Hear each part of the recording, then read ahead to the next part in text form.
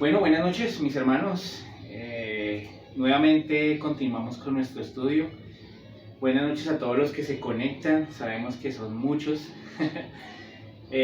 Damos de verdad gracias al Señor por permitirnos estudiar ese Salmo. Hoy que nos corresponde la segunda mitad del Salmo 18, que es del 25 al 50. Le doy gracias por mi hermano Alexander, que ha sido una bendición en este estudio. Entonces, sin más preámbulos, vamos a orar, mi hermano. ¿Quién nos acompaña en una oración? ¿No se presenta usted a entender? Amén, vamos a orar. Darle gracias al Señor en esta noche. Dispongan sus corazones allá en sus casas. Dispongan de este tiempo especial. Se lo vamos a presentar al Señor. Amén. Y Señor mi Dios, te agradecemos en esta noche el que nos permitas acercarnos a tu palabra. Gracias por el privilegio, Señor, que nos das de poder estar en tu presencia, mi Dios, y poder disfrutar de las mieles de tu palabra. Para nosotros es un aliciente, Señor, que tú hayas dejado esta palabra escrita. Sé que muchas veces, Señor, no obramos conforme a los mandamientos que tú estableciste. Nuestros corazones nos engañan continuamente y el pecado asedia nuestras vidas y tantas veces caemos, Señor, que a veces nos da esa vergüenza acercarnos a ti en oración. Y yo mismo, Señor, no hablo por mis hermanos, hablo por mí en esta noche. Te pido por favor que me ayudes para no ser tan recalcitrante en el pecado, sino a soltarme, a darme cuenta que tú has pagado realmente por mí, Señor. Oro por mis hermanos para que tú les des esa fortaleza también, para que puedan liberarse de las cadenas del pecado, salir de esas cárceles donde el enemigo los ha encerrado, donde sus mentes los han encerrado, Señor. Y que en esta noche, en este tiempo particular, puedan recibir esta instrucción, Señor, de tu palabra. Que puedan recibir esta instrucción que viene directamente desde tu boca, desde tu misma mente, como lo dice el apóstol Pablo a los Corintios. Tenemos la mente de Cristo. Glorifícate en esta noche, Dios mío, que cada pensamiento y cada palabra que mi hermano y yo vayamos a exponer venga guiado por tu Espíritu Santo. Que los hermanos y hermanas que han de escuchar esto, que han de ver este video, que han de oír cómo se expone este Salmo 18, puedan tener la certeza, puedan saber realmente por tu Espíritu que eres tú quien les está hablando, mi Dios. Por favor, Señor, te pido que inclines tu oído a esta oración. Te pido que hables a las necesidades de mis hermanos y mis hermanas y a las nuestras primeramente. Que hables, Señor, a esa necesidad que a veces es tan difícil de entender en nuestras propias vidas, pero que está ahí. Que ese vacío, Señor, se ha llenado esta noche por el alimento de tu palabra. Que la presencia de tu Espíritu acompañe no solamente esta noche, sino siempre, recordándonos día tras día tus dichos, tus consejos, y que ahí estemos, Señor, pendientes para escucharte. Gracias por tu amor y tu benevolencia, Señor. No somos hombres doctos, Dios mío, no somos hombres letrados, pero nos disponemos delante de ti, Señor, para que seas tú quien hable. Gracias, Espíritu de Dios. Como siempre, toda oración la llevamos delante del Padre en el precioso y bendito nombre de nuestro Señor Jesús. Amén. Amén, mi hermano. Entonces, bueno, continuando con nuestra lectura, estamos en el Salmo 18. Voy a leer entonces del versículo 25 al 50. ¿Ves? Sí, Señor. Con el misericordioso te mostrarás misericordioso y recto para con el hombre íntegro. Limpio te mostrarás para con el limpio, y severo serás para con el perverso, porque tú salvarás al pueblo afligido y humillarás a los ojos altivos. Tú encenderás mi lámpara, Jehová mi Dios alumbrará mis tinieblas. Contigo desbarataré ejércitos, y con mi Dios asaltaré muros. En cuanto a Dios, perfecto es su camino, y acrisolada la palabra de Jehová. Escudo es a todos los que en él esperan. Porque ¿quién es Dios sino solo Jehová? ¿Y qué roca hay fuera de nuestro Dios? Dios es el que me ciñe de poder y quien hace perfecto mi camino, quien hace mis pies como de ciervas y me hace estar firme sobre mis alturas, quien adiestra mis manos para la batalla, para entesar con mis brazos el arco de bronce. Me diste asimismo el escudo de tu salvación, tu diestra me sustentó y tu benignidad me ha engrandecido. Ensanchaste mis pasos debajo de mí y mis pies no han resbalado. Perseguí a mis enemigos y los alcancé y no volví hasta acabarlos. Los herí de modo que no se levantasen, cayeron debajo de mis pies, pues me ceñiste de fuerzas para la pelea. Has humillado a mis enemigos debajo de mí, has hecho que mis enemigos me vuelvan las espadas, para que yo destruya a los que me aborrecen. Clamaron y no hubo quien les salvase, aún a Jehová, pero no los oyó. Y los molí como polvo delante del viento, los eché fuera como lodo de las calles. Me has librado de las contiendas del pueblo, me has hecho cabeza de las naciones. Pueblo que yo no conocía me sirvió. Al oír de mí obedecieron, los hijos de extraños se sometieron a mí. Los extraños se debilitaron y salieron temblando de sus encierros. Viva Jehová y bendita sea mi roca, y enaltecido sea el Dios de mi salvación, el Dios que venga mis agravios y somete pueblos debajo de mí, el que me libra de mis enemigos y aún me eleva sobre los que se levantan contra mí. Me libraste de varón violento. Por tanto yo te confesaré entre las naciones, oh Jehová, y cantaré a tu nombre. Grandes triunfos da a su rey, y hace misericordia a su ungido, a David y a su descendencia para siempre. ¿Qué tal, hermano? Increíble, ¿no? Dijimos hace 8 días entonces que íbamos a dividir este salmo en 2 partes. Y la primera parte pues parecía manifestar 2 lecciones importantes, ¿no? Número 1, pues que David estuvo en serias dificultades, estuvo incluso a punto de perder su vida por la persecución de Saúl muchas veces y de otro tipo de enemigos. Pero también era reconfortado, bueno, eso por una parte, y por otra parte que también era reconfortado en cuanto al hecho de que Dios lo oyó, lo libró de sus angustias, y aunque él empezó a recordar algunas cosas del pasado, pues se dio cuenta cómo en esos momentos que fueron tan angustiosos para él, Dios siempre estuvo ahí. Creo que esas fueron como las 2 lecciones más importantes que nos dejaba nuestra primera parte del Salmo. Y de hecho que también hablamos de que David disfrutó de una paz y una prosperidad, pero él estaba consciente de que era parte del Señor, era meramente hecha por el Señor. Así es. También hablamos de la naturaleza pecaminosa que siempre tiende a que nosotros decidamos hacer las cosas por nosotros, que nuestra venganza sea nuestra, o sea, que nosotros decidamos obrar y no esperar al Señor. Eso David no lo hizo, y confió en el Señor y confió en que todas las promesas que le había dicho en su momento las iba a cumplir, y él estaba claro. Entonces eso lo vimos en los primeros versículos. Ahora continuamos, ¿no? Sí, ya para esta segunda parte, entonces pues vamos a enfocarnos un poco más en lo que se enfoca David. Y David en esta segunda parte se enfoca más como en lo que él puede hacer. Dice, Señor, tú hiciste esto, pero ahora me das armas. Y por medio de esas armas que tú me das, y cabe mucho, digamos, dentro de la aplicación que vamos a tener al final, esas armas que Dios le da al creyente, no solo para que, bueno, combata enemigos o cuestiones de esas, sino para que combata consigo mismo. Ajá.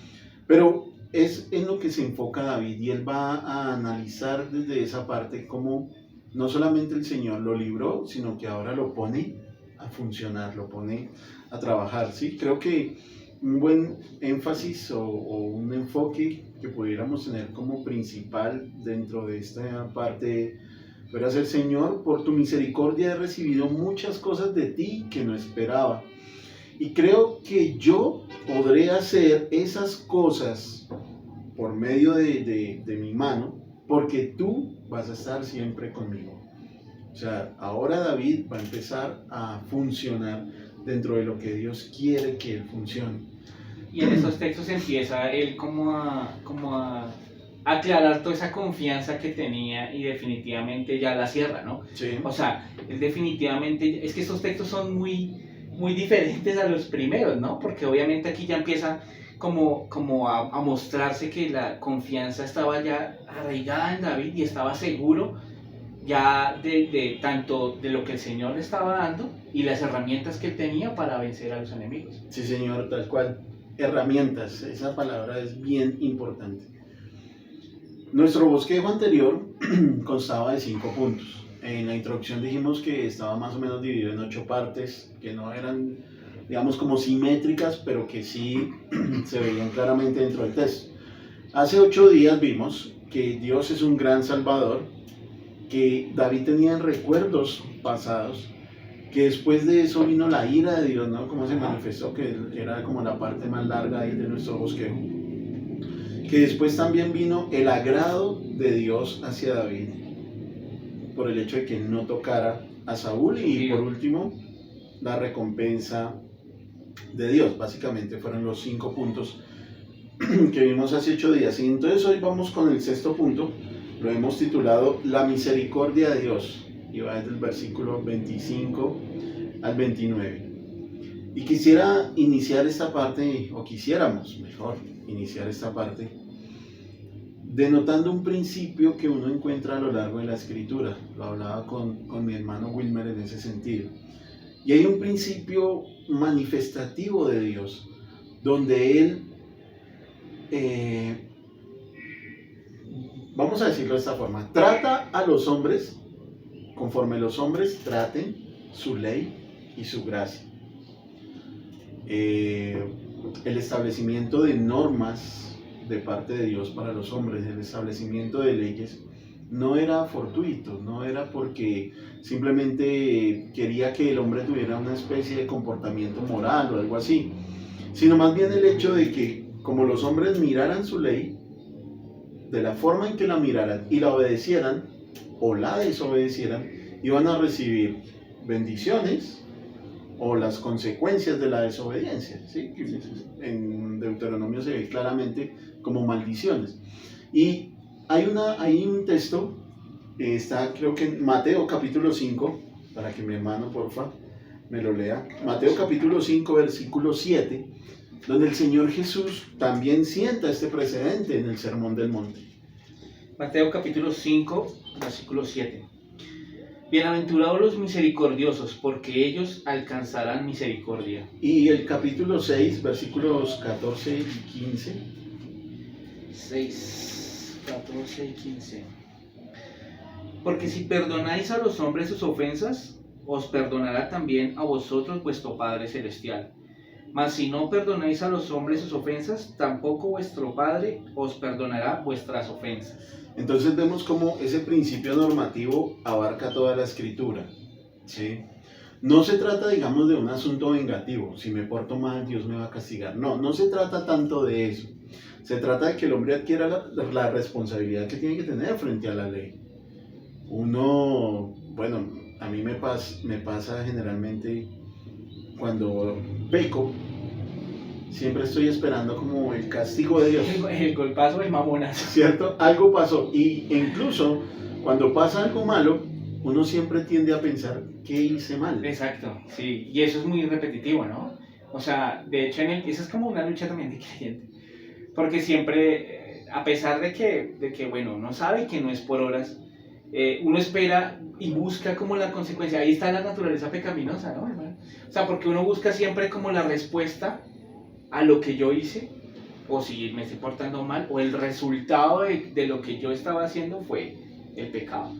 O de si hice algo malo, entonces ¿qué espero? O sea, ¿qué espero del Señor? ¿Me va a atacar por algún lado o va a responder o la consecuencia de mi pecado va a ser de esta manera? Claro, porque nosotros venimos con ese chip. O Sí, sea, claro. la ley de Dios está establecida en nuestros corazones, Sí, claro. como dice en Romanos capítulo 2. Y tenemos ese principio formativo. Su merced lo dice claramente. Nuestra naturaleza pecaminosa, ¿qué hizo con ese principio formativo? Lo desdibujó, lo dañó, lo tergiversó. Y ahora cada vez que pasa algo malo, como lo hablábamos, entonces estamos indagando qué fue lo que hicimos mal. Pasó, sí. Pero no nos damos cuenta que las circunstancias del mundo en el que vivimos nos llevan a eso. Ahora, ¿por qué estamos hablando de esto? Porque David empieza su disertación, o mejor, David continúa su disertación. Y nosotros empezamos en el versículo 25. Y él dice que los misericordiosos esperan misericordia. Sí, claro. Y los rectos podrán experimentar esa perfección de Dios. Los limpios van a contemplar a un Dios limpio y santo. Pero de manera contraria, en el versículo 26, creo que es en el 26 que dice, ¿sí?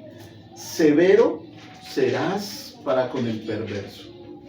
Entonces, limpio te mostrarás para con el limpio, recto para con el hombre íntegro, misericordioso con el misericordioso.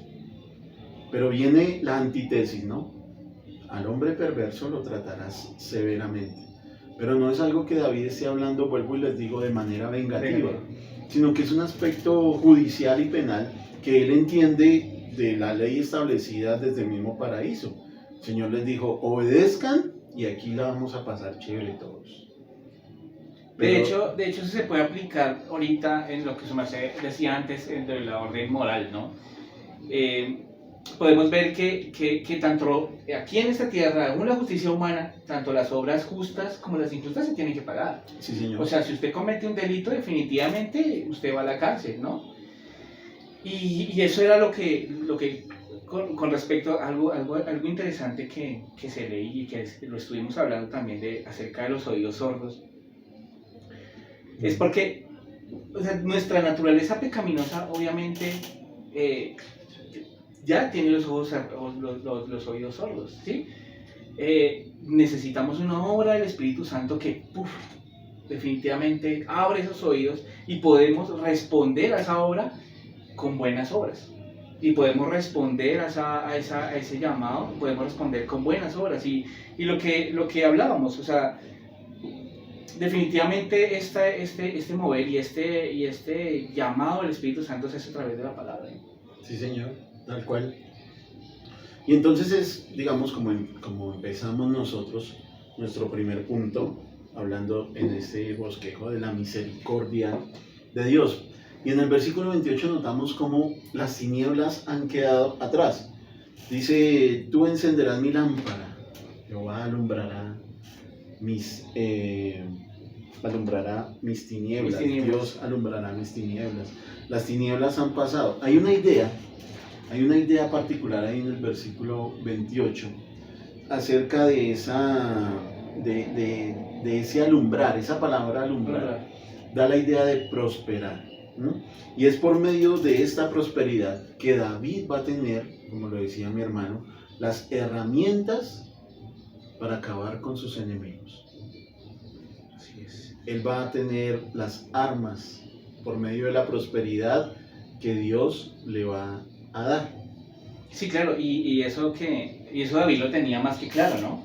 Porque él sabe que toda la luz que Dios le ha dado se podría interpretar como prosperidad, lo que dice usted, del versículo 28. Y proviene y es completamente de Dios, o sea, y eso siempre lo viene en todos los versículos, ¿no?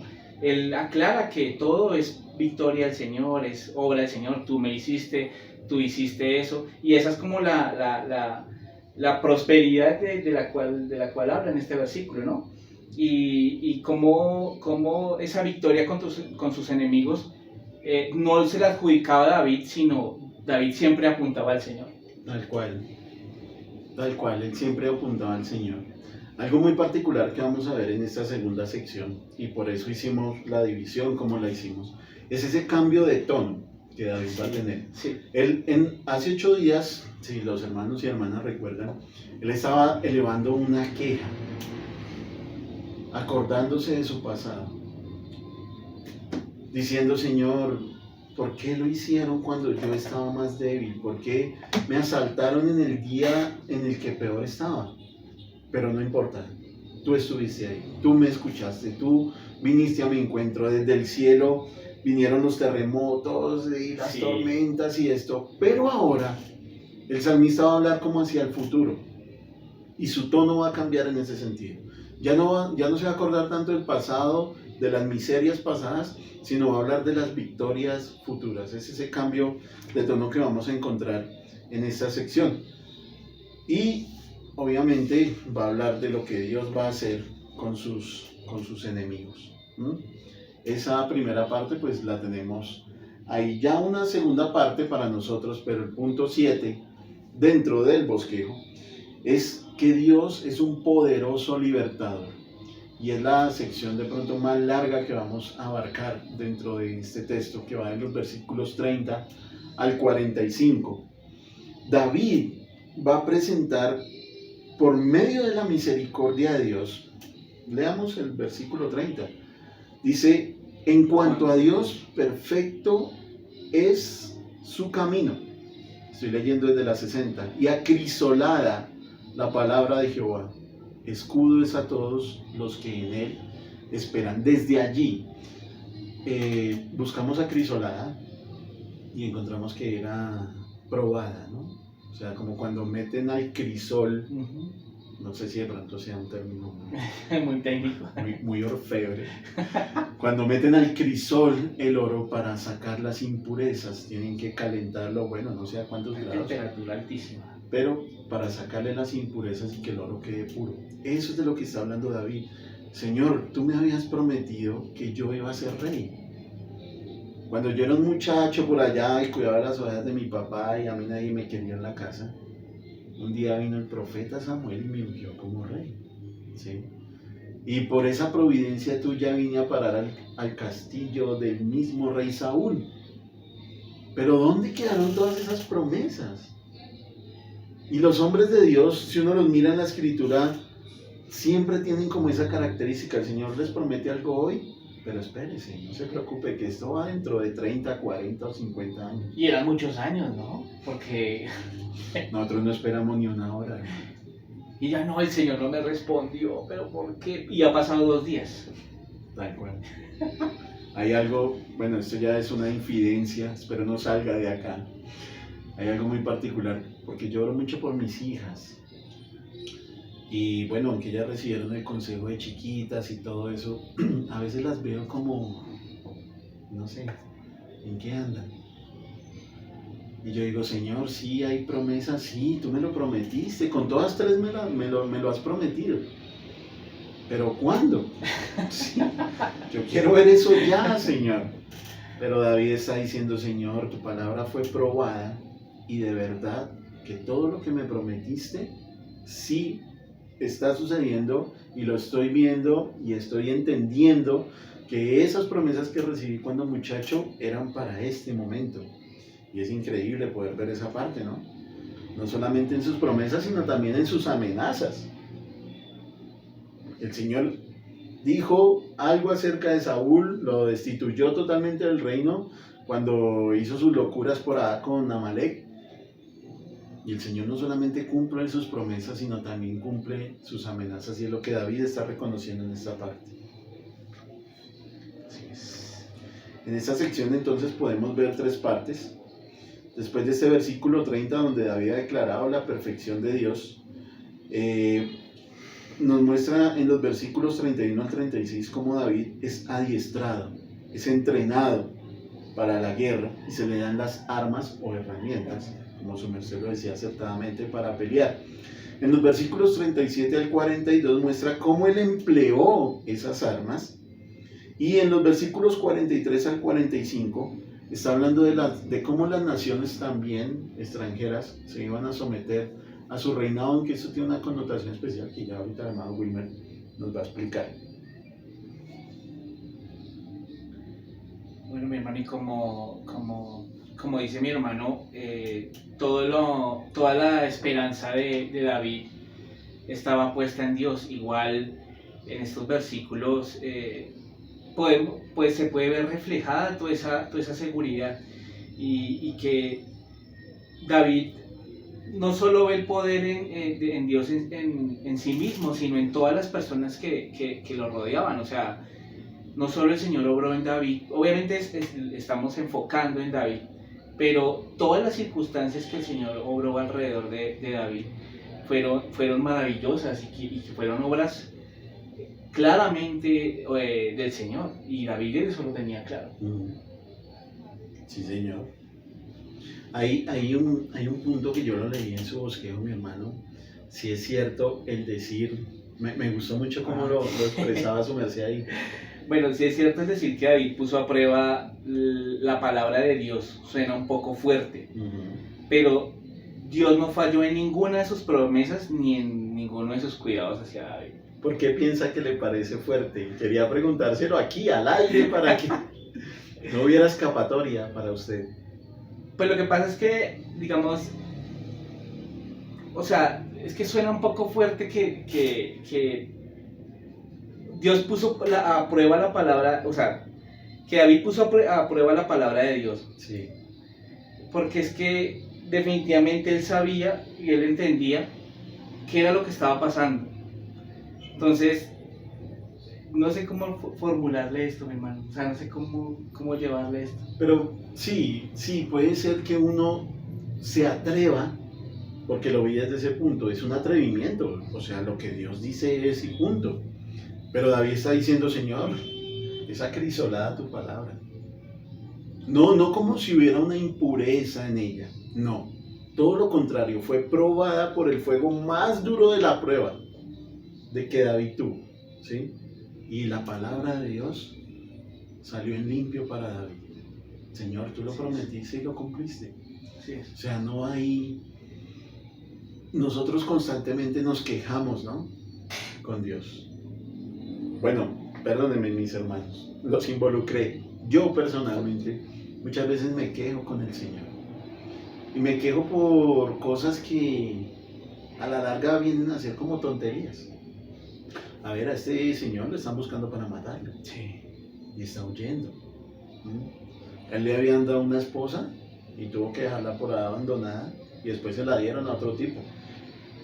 Tiene que huir, vive en una cueva, vive en el desierto, vive por allí, por allá. Pero yo me quejo porque el bus no pasó rápido. ¿Sí? O porque le subieron a la gasolina. Y no pongo a prueba la palabra de Dios como debería hacerlo, sino que me quejo por cosas que son efímeras, vanas, pasajeras. Hay una frase que tiene el hermano Edgar Montilla que me gusta mucho. Esas son cosas materiales, dice el hermano. Cada vez que yo me le quejo con alguna cosa. Y es verdad. A la larga el creyente lo que debe vivir es como lo que está haciendo David. Señor, tú estuviste ahí en ese problema tan difícil que yo tuve en mi vida. Tú estuviste ahí cuando la circunstancia parecía totalmente adversa y no podía hacer nada. Bueno. Y definitivamente, como hablábamos ahorita, David la tenía clara, ¿no? Sí, señor. Él inicia confirmando la grandeza y como la fuerza de Dios, y luego también explica como sus destrezas en ataque, y eso va a ser interesante porque ahí yo en el estudio yo lo veía como las divisiones, y como que explica las destrezas en ataque que él tenía y destaca su entrenamiento. Sí. O sea, y él finalmente, como en ese orden que él llevaba, finalmente confirma su mensaje confiando en la victoria que le dará el Señor frente a otras naciones. O sea, hace como una descripción de sus herramientas y de su habilidad en ataque y en entrenamiento. Hay un par de preguntas en el versículo 31. ¿Quién es Dios sino solo Jehová? ¿Y qué roca hay fuera de nuestro Dios? Y toda la cantidad de metáforas y de ejemplos que él va a colocar desde el versículo 32 en adelante, va a responder estas preguntas, ¿sí? Porque él nos va a decir, por ejemplo, que se ve a sí mismo como un ciervo con C, o sea, es decir, un animal, Es un animal que es similar a la gacela, es bastante veloz, ¿no? Sí, Y que cuando llega el cazador, él puede rápidamente escalar sí, sí, sí. por las montañas y irse de la mano del cazador hacia las alturas, como dice el versículo 33. Es Dios quien adiestra las manos de David para pelear, versículo 34. Es Dios quien le da un escudo de salvación, versículo 35. Es Dios quien ensancha sus pasos, o sea, hace alargar su caminar, versículo 36. Es Dios quien hace alcanzar a sus enemigos, versículo 37. Los ciñe de fuerza, versículo 39. Hace que sus enemigos vuelvan derrotados, versículo 40. E incluso, y esa parte sí que me encantó, hermano, el versículo 41, porque es que dice que en medio de todo lo que está pasando, dice el versículo 41, clamaron y no hubo quien salvase. Aún a Jehová, pero él no los oyó. ¿Y cómo contrapone eso lo que habíamos hace 8 días, no? Señor, mi oración llegó delante de ti hasta tus oídos, hasta tu templo, y tú me escuchaste, tú me oíste, él me oyó. Pero estos hombres impíos, cuando están recibiendo todo el castigo de Dios por su desobediencia, por haberse opuesto a David, por buscar a David para matarlo e infringir ese dolor en él, clamaron al Señor. Obviamente, recuerden el contexto, estamos hablando de ese hombre malvado que es Saúl. Él clamó al Señor y el Señor ya se había apartado de él. Es increíble, hermano. Hablaba en estos días con una hermana de la iglesia acerca del caso de Sansón. Cómo Sansón tuvo todo en sus manos. Y el hombre pensó que podía jugar con lo que Dios le había dado. Y un día la fuerza se le fue. ¿Sí me entienden? Y es el caso, bueno, no me atrevería a decir que es el caso de Saúl, pero algo similar vemos en Saúl. Aunque Saúl fue reprobado del reinado, no es el caso de Sansón, porque él nunca dejó de ser juez, hasta su último día. Incluso dice la Biblia que mató más filisteos el último día que todos los que ha matado durante toda su vida. Pero Saúl fue desechado del reino porque tuvo en poco la palabra de Dios. Y volvemos a lo que hablábamos al principio. ¿Cuál es nuestro comportamiento frente a la ley? Me parece que los mandamientos es algo arcaico, algo del pasado, o son realmente palabra de Dios. Que de hecho los mandamientos para el creyente debería ser el estatuto de vida, ¿no? O sea, el orden es la ley de Dios, o sea, son los mandatos, los mandamientos, y fueron establecidos para los creyentes, aún también para los impíos, pero el creyente vive en la ley y vive libre en la ley. Sí, Señor. Y debería, como su merced lo dice, deberíamos tener en alta estima. Nosotros pensamos que el día del Señor es un juego. Y ese es un mandamiento establecido desde paraíso. Pero nosotros decimos, no pasa nada, el Señor entiende. ¿Sí? Grosero, ¿no? No matar, no codiciar, hermano. Qué lío todo eso. Pero sigamos con David. Hay una metáfora que él utiliza en el versículo 42 para hablar de los enemigos, y él dice que son como lodo que fue esparcido en las calles. Parece algo muy duro, ¿no? Para hablar acerca de hombres que son hechos a la imagen de Dios. Pero a la larga es el resultado propio de lo que estos hombres cultivaron en su vida. Hay personas que no les interesa para nada el evangelio.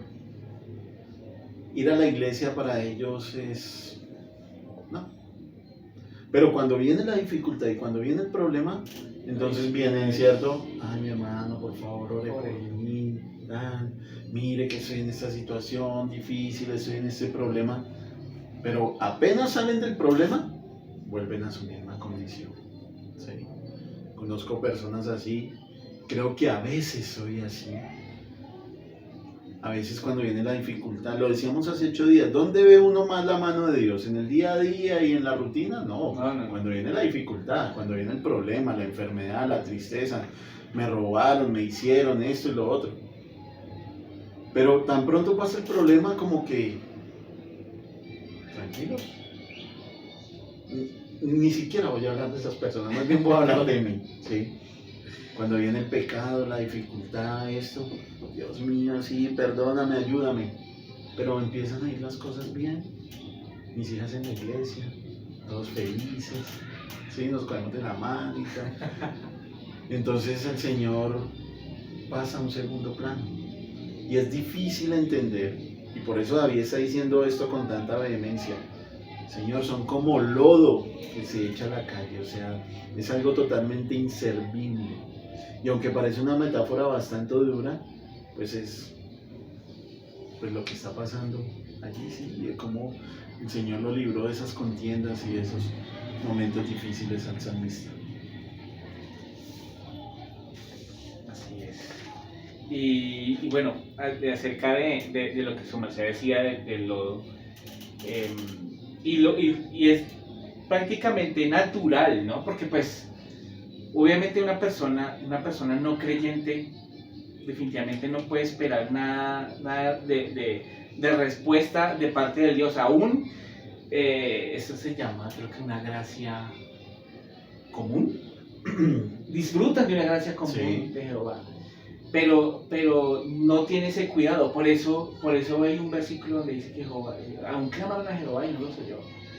Y en el texto que hablábamos de ahorita, que son como lo en la calle, o sea, definitivamente es el resultado de los impíos, los que iban en contra de David. Es el resultado del extravío de hombres que tienen la capacidad, bueno, de pronto usar la palabra capacidad traigo un poco de discordancia entre los reformados.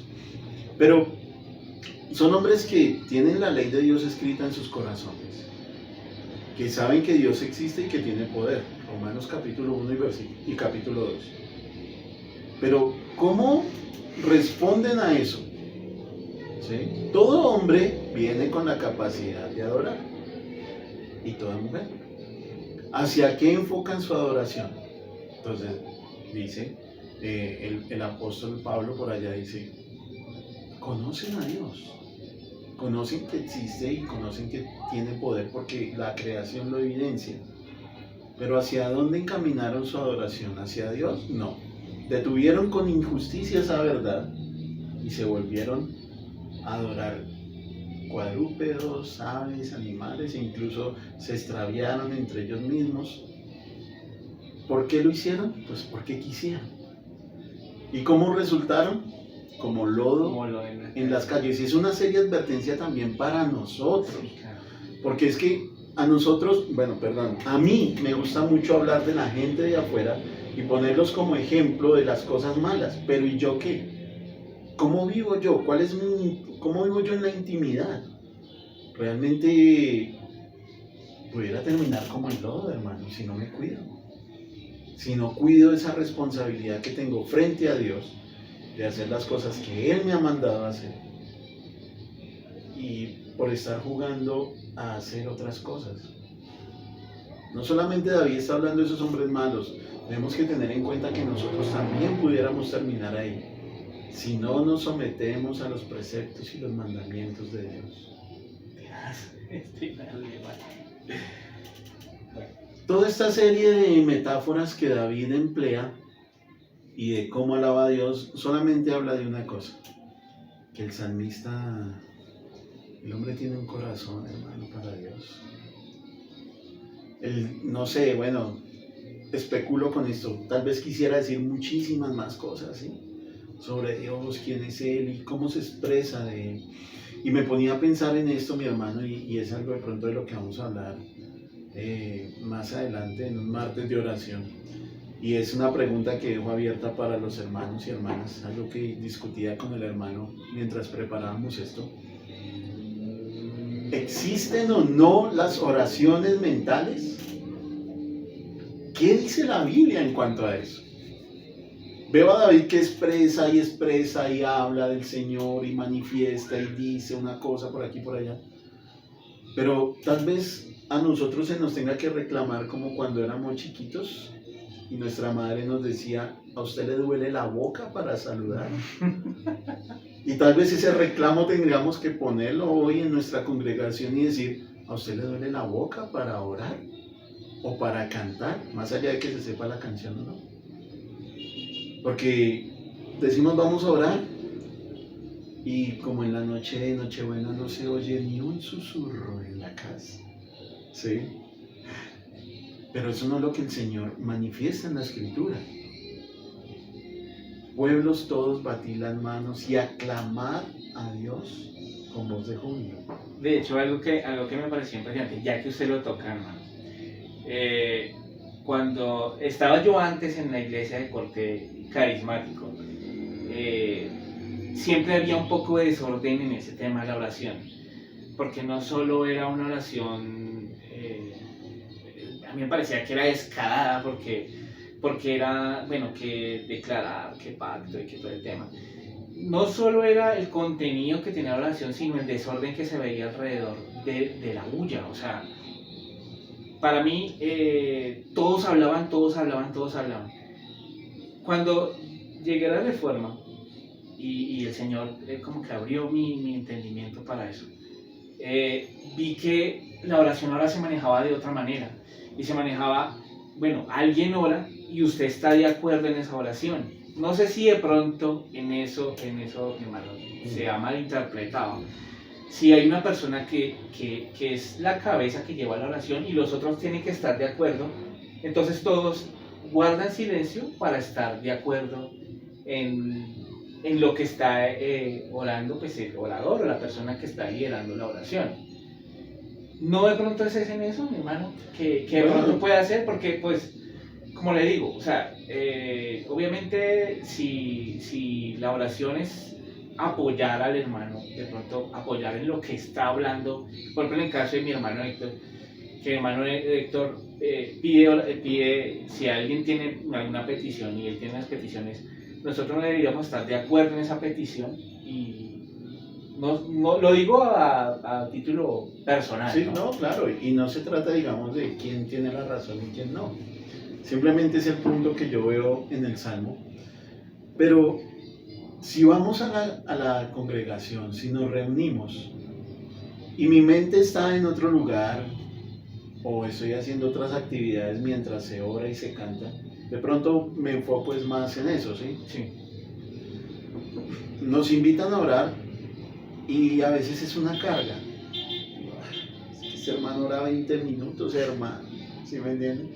Bueno, en la Biblia las únicas oraciones largas que yo veo son las del Señor, que dice que duraba horas, incluso toda la noche, orando.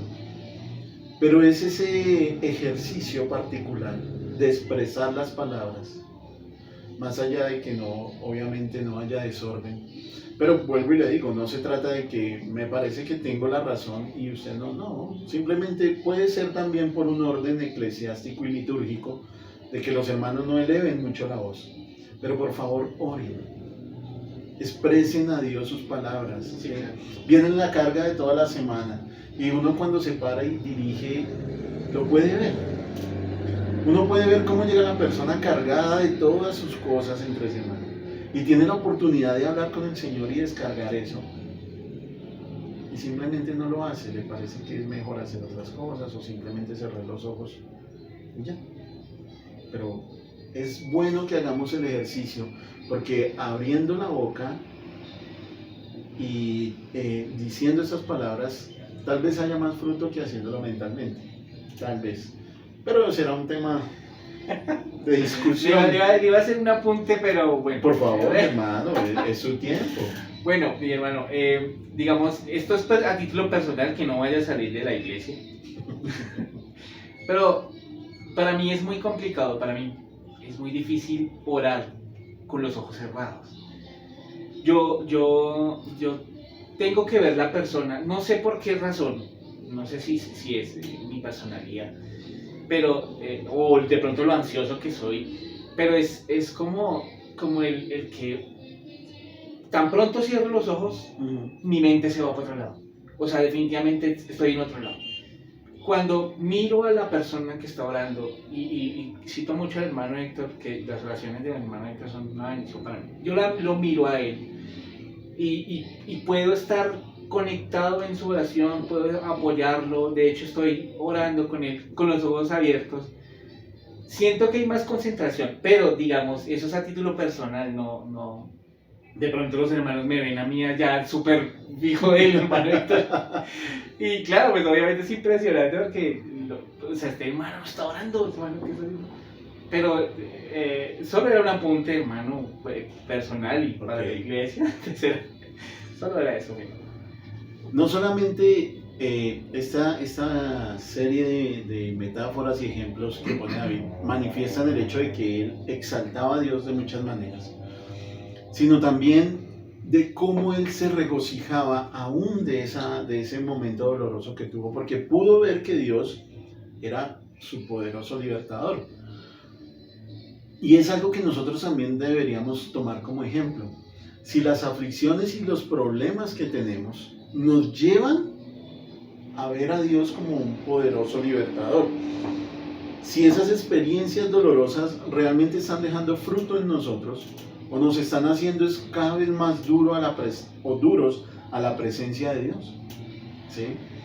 Hay personas que pierden un familiar, hay personas que tienen una enfermedad difícil de tratar, hay personas que luchan muchísimo con su pecado, o sea cual sea, o con sus familiares que son incrédulos. Pero esos momentos dolorosos redundan en la gloria de Dios o se quedan solamente en el momento doloroso. No fue el caso de David. El momento doloroso redundó en la gloria de Dios. Señor, aquí sufrí persecución, me hicieron y deshicieron, pero su merced estuvo ahí, muchas gracias. Hoy lo puedo ver. ¿Nos quedamos en el dolor o podemos ver al Dios victorioso que tenemos? Y es importante que entendamos que esos, y como lo dice el apóstol Pedro, me gusta muchísimo, que esas experiencias dolorosas del presente no se comparan a la gloria venidera.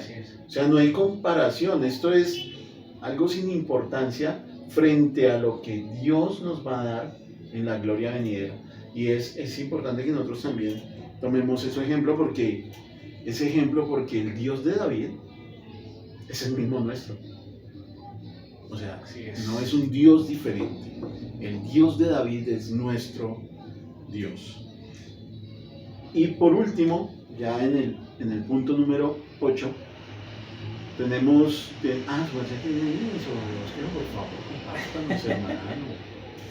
pues mi hermano era apoyándolo en su bosquejo. Bueno, aparte, aquí tenía algo anotado que me pareció chévere, que lo voy a explicar.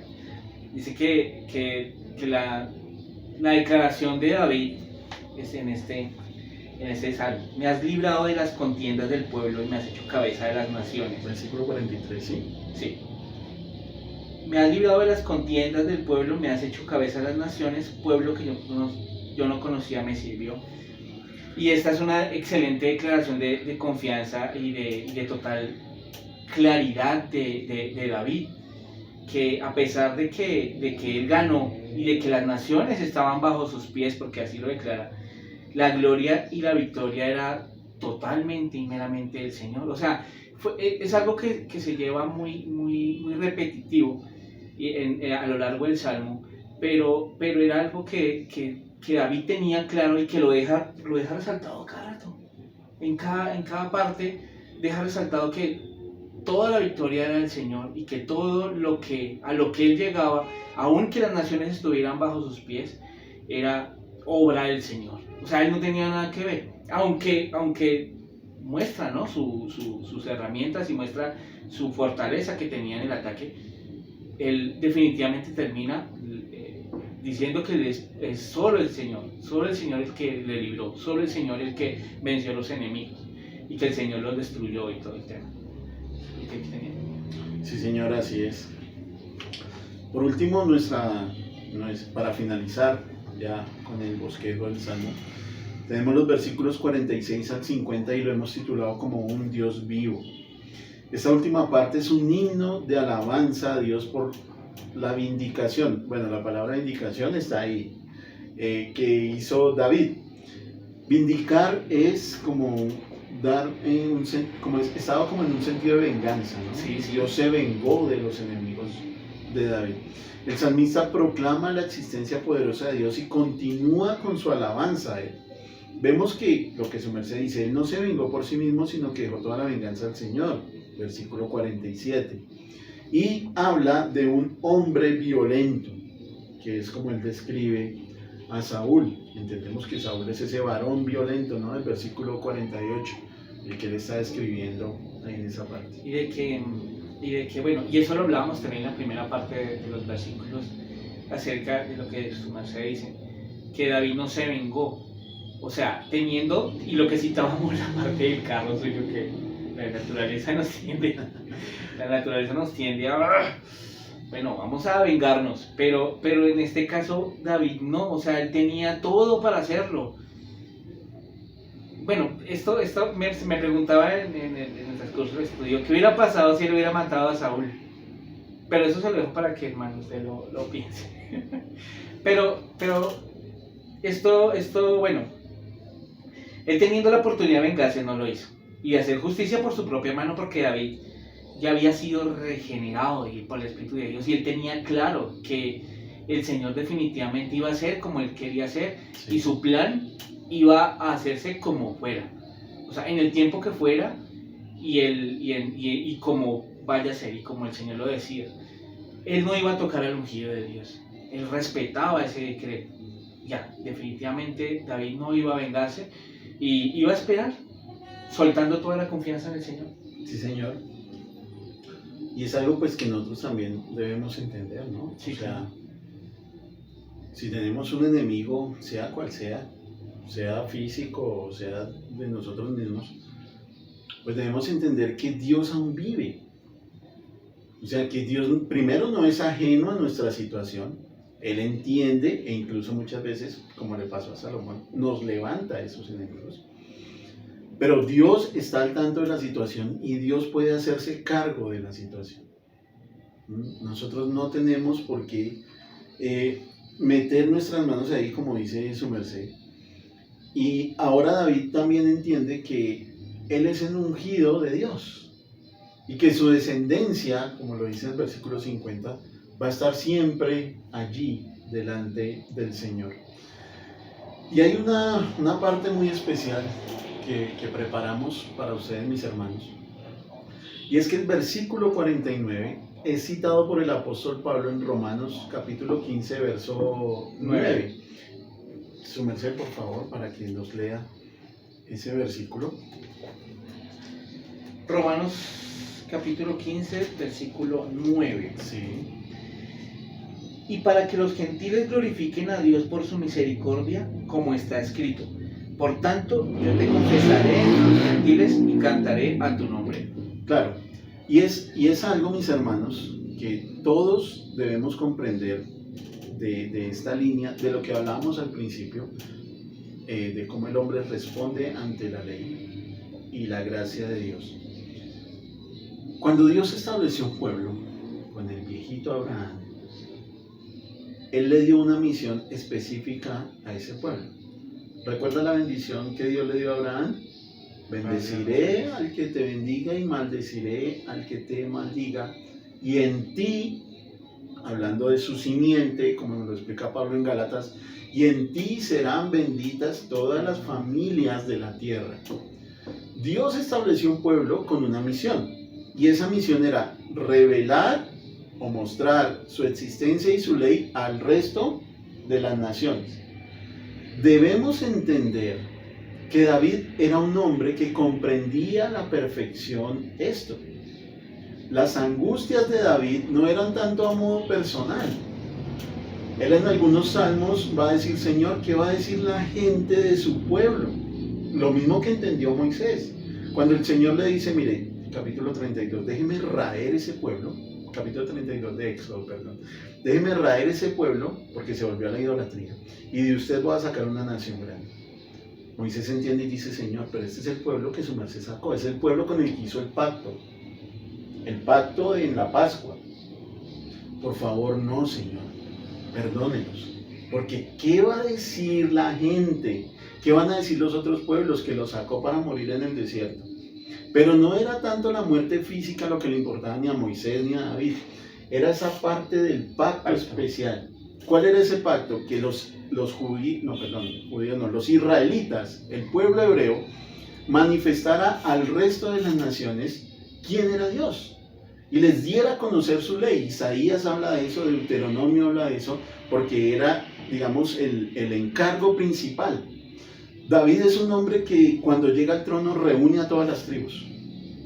Y él se encarga de hacer eso. Él tiene afán por una casa para Dios. Él tiene afán porque los hombres adoren. Traigan a mí el arca porque yo también quiero adorar.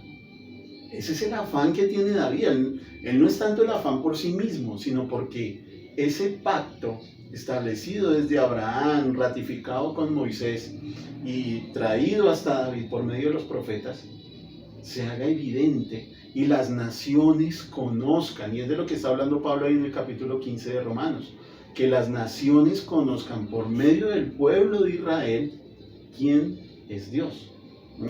Y eso es fundamental. Cada vez que ustedes vean una angustia de David o una victoria de David, David lo que está manifestando es eso. Señor, es el pueblo tuyo el que está siendo oprimido, es el pueblo tuyo el que está siendo angustiado. Otro que lo entiende a la perfección es Elías. Señor, este pueblo te dejó y yo solamente quedé. O sea, no hay pueblo. No hay pueblo para adorar. Bueno, y el Señor le dice, no te preocupes, me he reservado 7,000.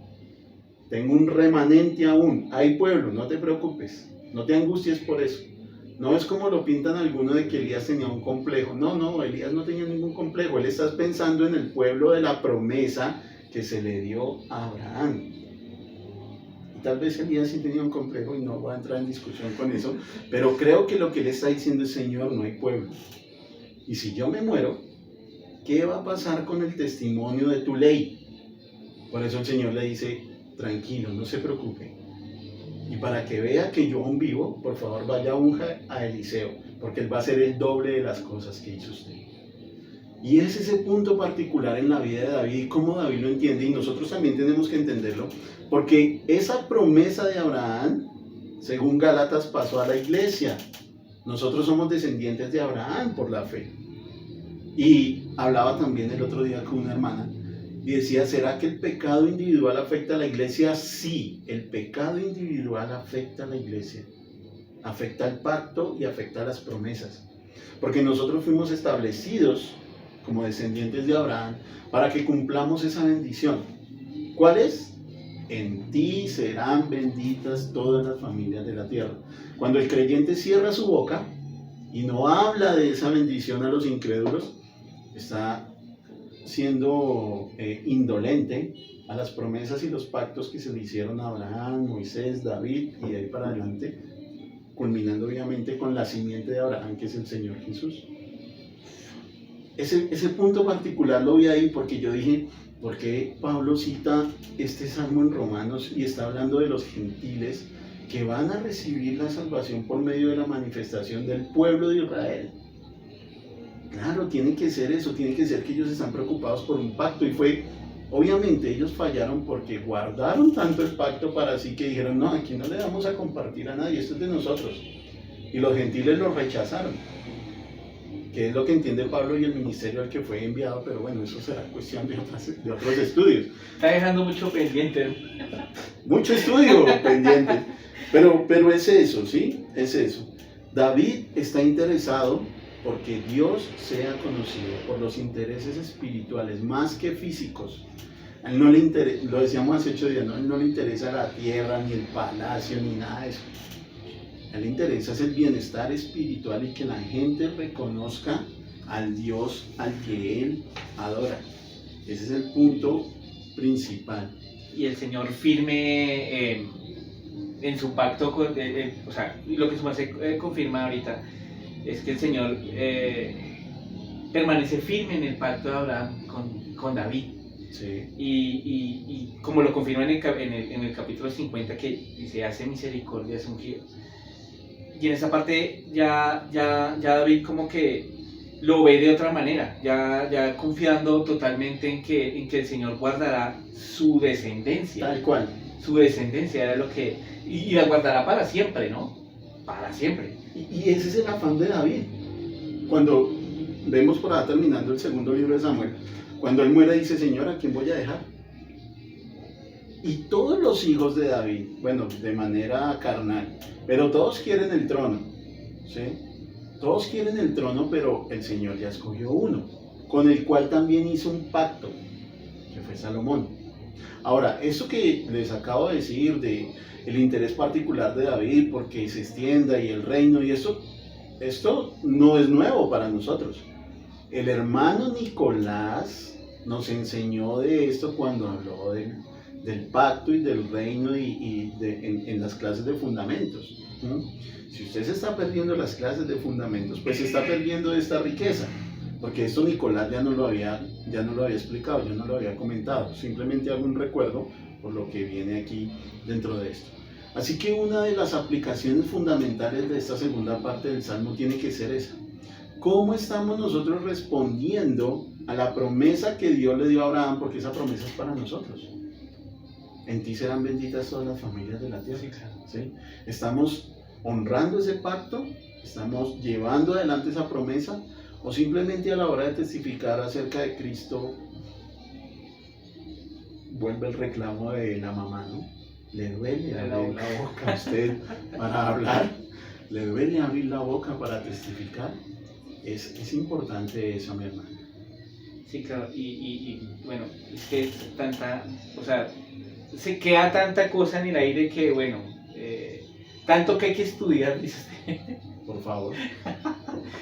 Bueno, y de que también David tenía clara su responsabilidad como su rol como líder y como rey, ¿no? Sí, porque tenía, o sea, lo que tenía en la mente era su descendencia y lo que usted dice, bueno, todo el mundo se pelea por el trono después, pero no sé, él buscaba hacer famoso el nombre del Señor, él no buscaba otra cosa, o sea, él lo que buscaba era que los pueblos conocieran al Señor y que el pueblo conociera lo grande del Señor y lo que hizo el Señor a través de su descendencia. Sí, señor.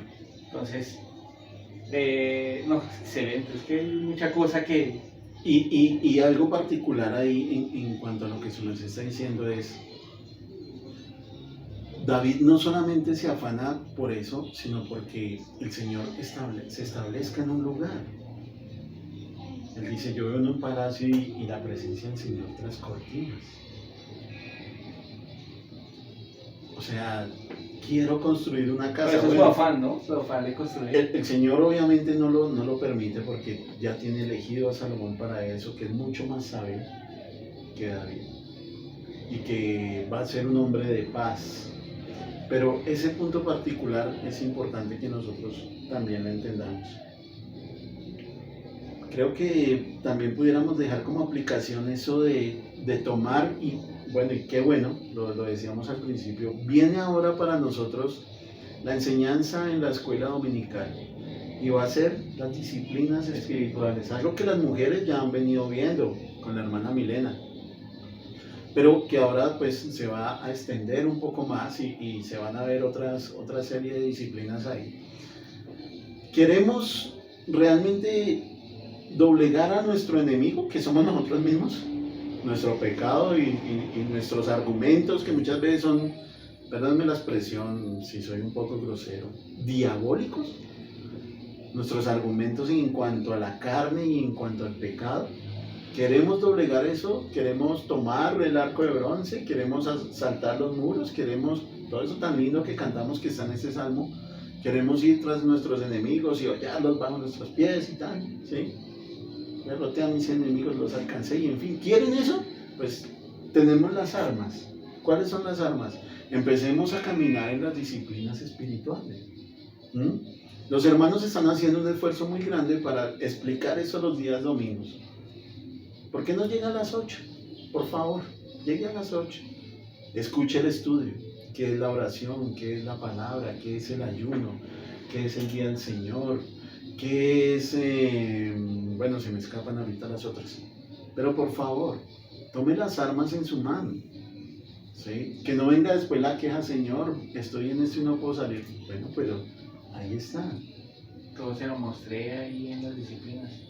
Las disciplinas espirituales son las armas del creyente Así es. para poder batallar en contra del pecado y en contra de la misma naturaleza que a veces nos traiciona y que tiene esos rezagos todavía en nosotros, ¿no? Y qué privilegio eso de que haya tanta variedad en eso de la escuela dominical acerca de las disciplinas espirituales, porque no es común. O sea, es la primera vez que yo veo una enseñanza de esas. Yo también, sí, señor. Y es tan enriquecedor. O sea, sale uno como que, wow, o sea, es lo que necesitaba escuchar. Y qué privilegio, hermano, de verdad que qué privilegio llegar temprano y escuchar a esos hermanos como exponen la palabra del Señor, porque es la palabra, pero basada en una disciplina espiritual que como creyentes debemos aplicar y que como creyentes debemos aplicar, ¿no? Para prácticamente es nuestra vida, es nuestra forma de vivir. Entonces es como escuchaba ya para terminar, mi hermano, escuchaba no sé dónde lo escuché, pero lo escuché, que decía que el peor enemigo suyo y en la persona que más lo va a alejar de Dios es usted mismo. Y como que el creyente siempre va a tener esa lucha y tendrá esa lucha por siempre. Y debemos enfrentar luchas crueles y despiadadas, o sea, luchas difíciles. Pero también debemos entender que aún en las experiencias dolorosas que el Señor permite, está el Señor. O sea, en esas cosas difíciles de vivir y difíciles de afrontar, el Señor siempre ha estado ahí. Que a veces uno en su mente pecador dice, no, hombre, el Señor cómo me abandonó. No, el Señor siempre ha estado ahí y lo permitió por algo, y algo tenemos que ver ahí. Y así como lo hizo David, confiar plenamente en el Señor y confiar en que a pesar del dolor y la tristeza que tuvo, el Señor no olvidará de su promesa y siempre lo sacó adelante, y el Señor en toda parte y en todo momento va a estar presente en nuestras vidas. Así Una es. aplicación como creyente. O sea, no se angustie, es difícil, ¿no? Es difícil dar ese consejo porque pues uno también está en la misma lucha. Pero mi hermano, estamos todos en eso. Y hermano, espere en el Señor y vea esa lucha y vea ese dolor como algo que el Señor permitió para usted, como bendición para usted. Tal cual, mi hermano, creo que no hay mucho más que decir en cuanto a esto. Sé que se tocaron de pronto muchos tópicos y algunos temas que pudieran parecer controversiales, pero por favor vaya a la escritura y vaya al Señor y prepárese para tomar las armas en sus manos, para que pueda batallar, como su merced lo decía, contra usted mismo y salir en victoria, que es lo importante, ¿no? Que ir a la guerra y volver derrotados como que no es muy provechoso. Así es. Amén. Perdonen lo escaso, mi hermano, mis hermanos. Bueno, entonces, muchas gracias, mi hermano, por el estudio del Salmo 18. Señor, a usted, qué amable. Qué privilegio ha sido y ha sido para mí una bendición este estudio. Espero que para ustedes también, igual les va a quedar grabado para que lo vean y le den like, ¿no? Por favor. Bueno, vamos a orar para ya quedar despedidos y que puedan ya dormir. Vamos, Señor, queremos darte las gracias, queremos darte la gloria, la honra por todo esto que nos permites, Padre, aprender a través de tu palabra. Gracias porque, Señor, somos débiles, Padre, la gloria, somos pecadores, pero sabemos que todo el dolor que permites que nosotros vivamos es para nuestro bien, es para moldear nuestro carácter. Te damos gracias porque no nos has dejado a ciegas, no nos has dejado solos, Señor, nos has dejado esta maravillosa palabra, esta maravillosa Biblia donde encontramos todo lo que necesitamos para llevar una vida, Señor, que te honre y que te glorifique. Enséñanos a como David a confiar, Señor, en ti, a confiar en todas esas promesas que tú nos has dejado en tu palabra. Ayúdanos, Padre, porque necesitamos de tu asistencia. Solos no lo podemos hacer, Señor. Padre, perdona nuestra escasez, perdona, Señor, lo cortos que hemos sido, pero te pedimos que este estudio, Señor, glorifique tu nombre y que mis hermanos puedan, Señor, entender lo maravilloso que tú fuiste con David y lo maravilloso que está haciendo con nosotros, Señor, y el privilegio que tenemos de ir al trono de la gracia, Señor, y de confiar en ti y de esperar en ti.